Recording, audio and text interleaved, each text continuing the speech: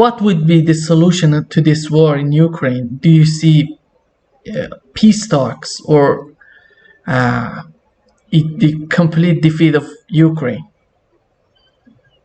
Complete defeat of Ukraine. First of all, again,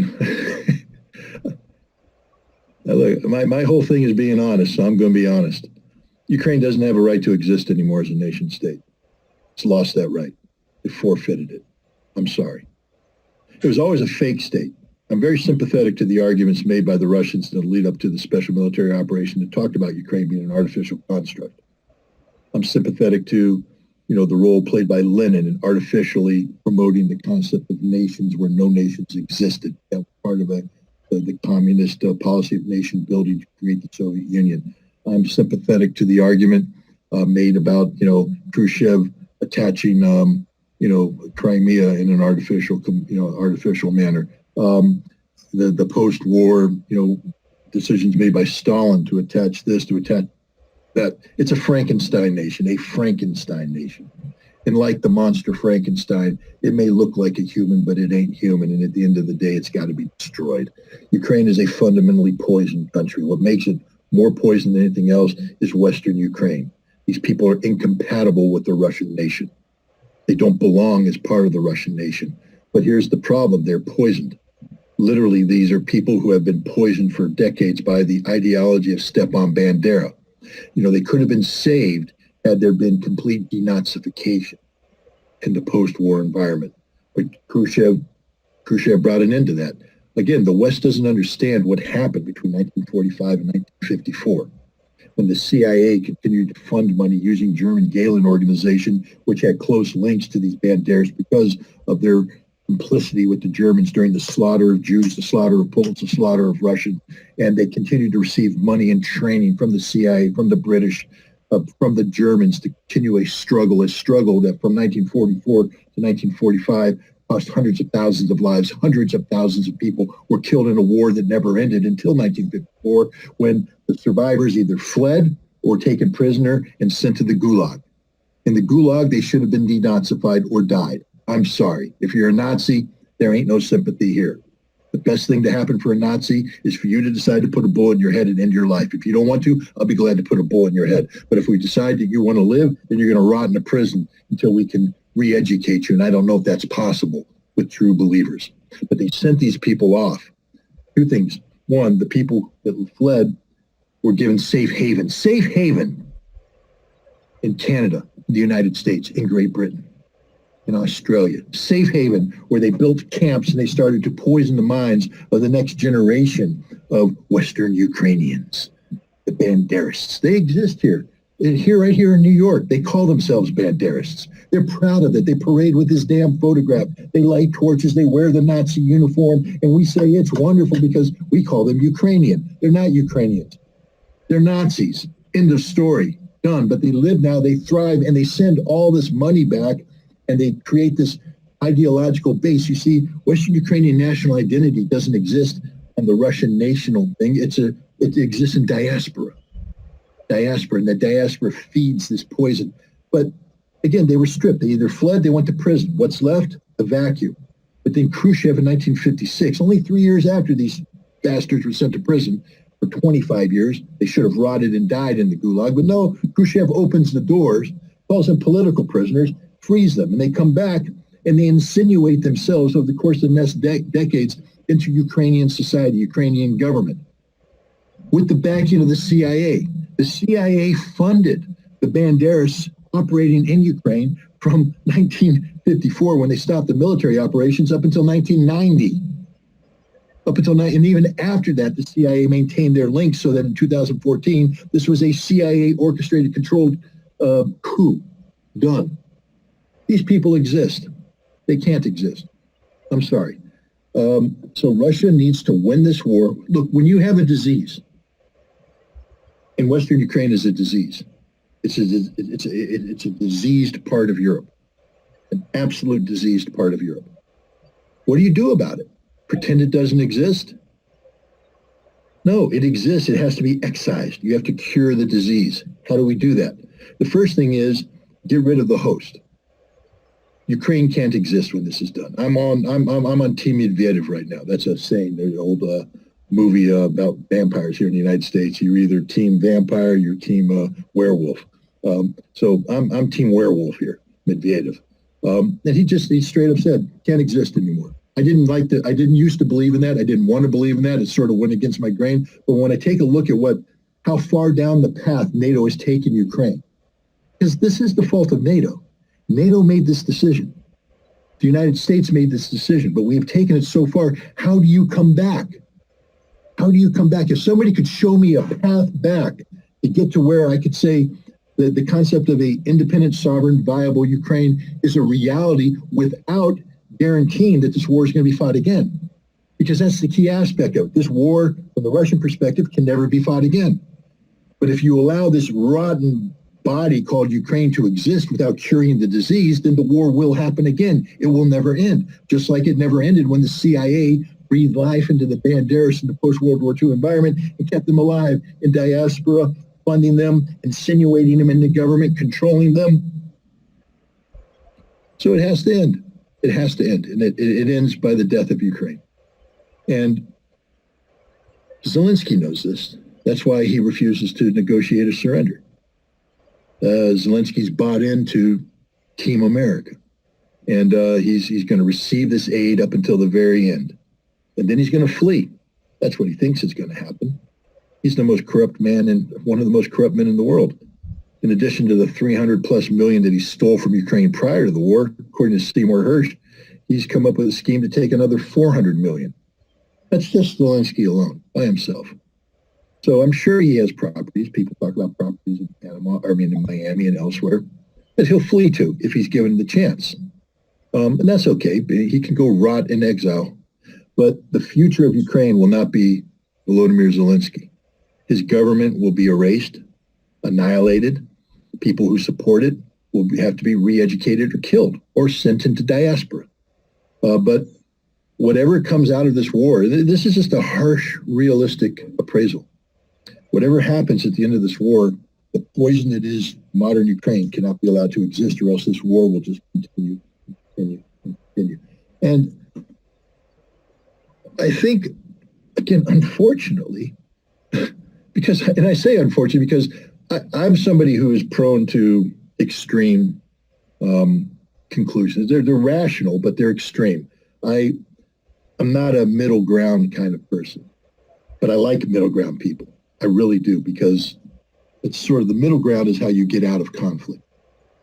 My approach, a lot of conflict. So I like the middle ground. I want the middle ground. You know who could provide the middle ground? Europeans could, but not Europe. Forget Europe. Europeans, French, Germans, Italians, they could provide the middle ground by articulating common sense approaches towards dealing with Ukraine, dealing with Russia, etc. But they don't exist.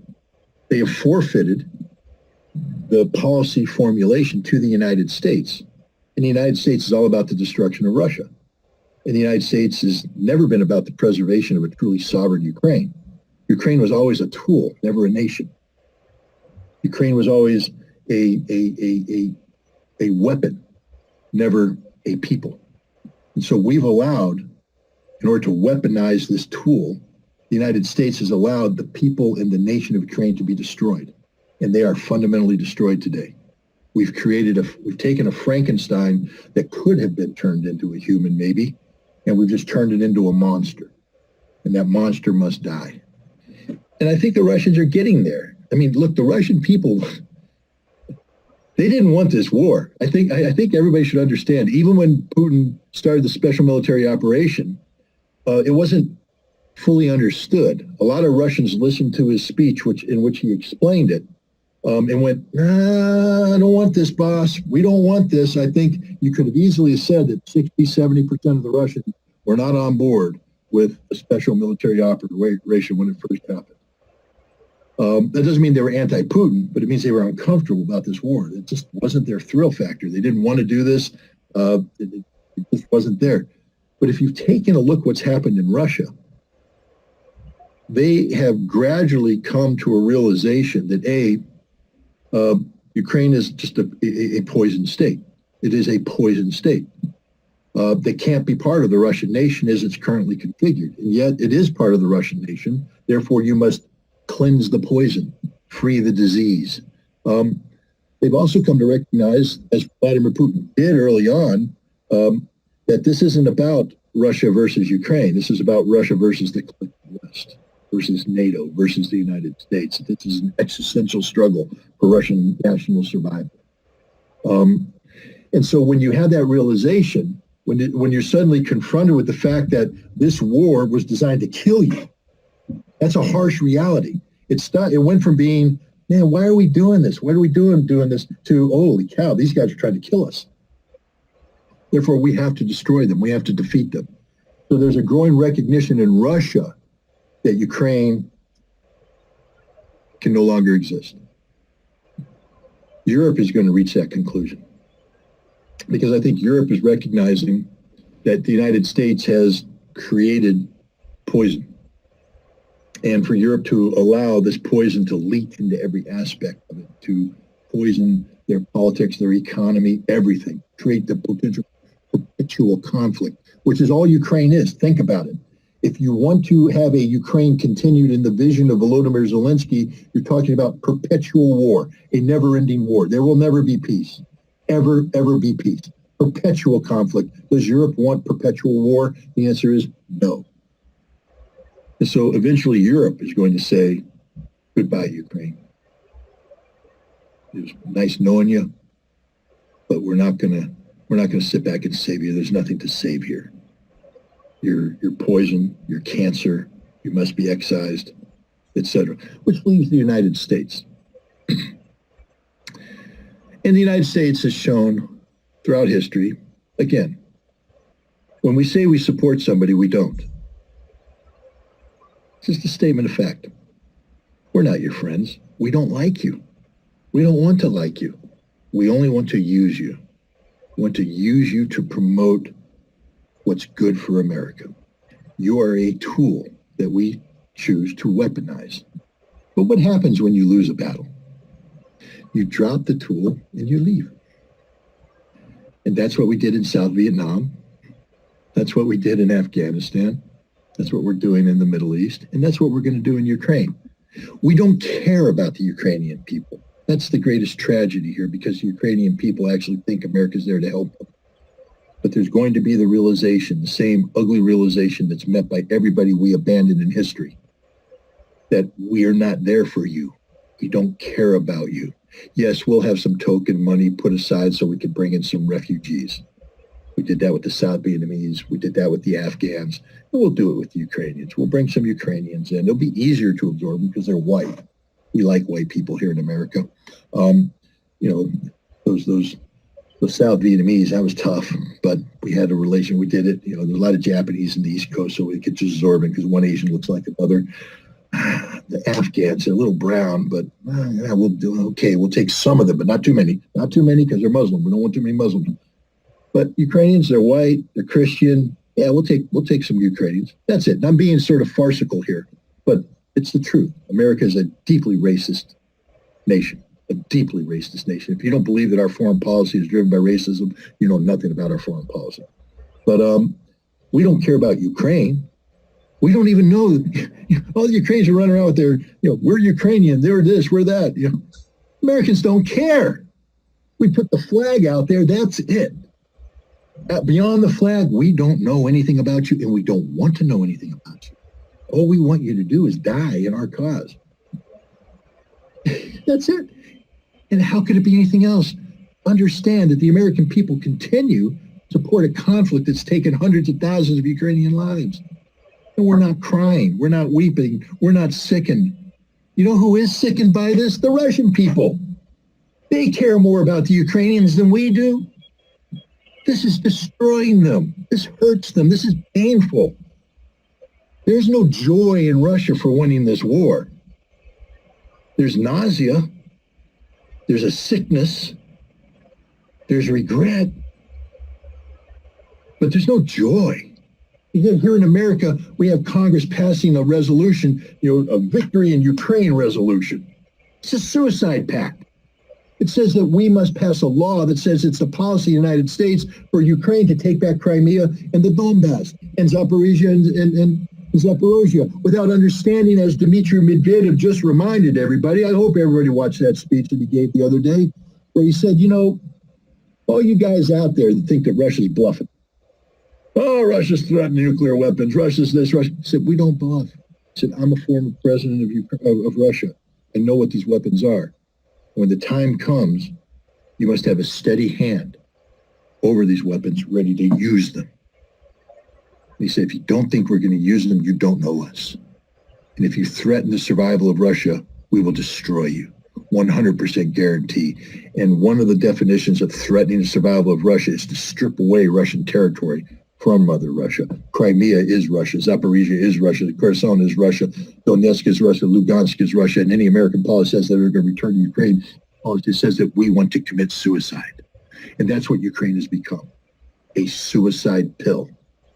It is a giant suicide pill. And America is telling people, swallow it. And Russia's saying, if you do, you all die. That's why Ukraine has to be gone, disappeared, not exist.